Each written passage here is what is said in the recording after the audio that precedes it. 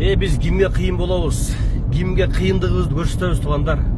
Дүйнө жылдызы Роналдо той кылыптыр.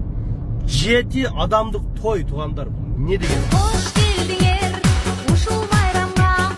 Маанайларды көтөрөлү анда келгиле. Коноктор бүлүп сайрандап, жайнап туруп. Елестеткиле, Роналдонун бир күндүк кирешеси 700 000 доллар экен да. Жылына 200 миллион доллардан көп табат алчы. Жылыначы. Эми элестеткиле. Той кылам десе, керек болсо миллион адамдык той кылса болот да алчы.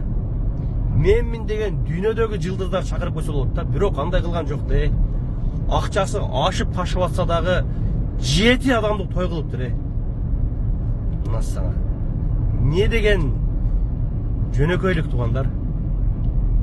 Кредит алып 500 адамдын курсагын тойгузуп, эртеси күнү кредитти төлөшүм керек деп Россияга иштеген кеткен адамдар канча? Мына нак акчасы бар.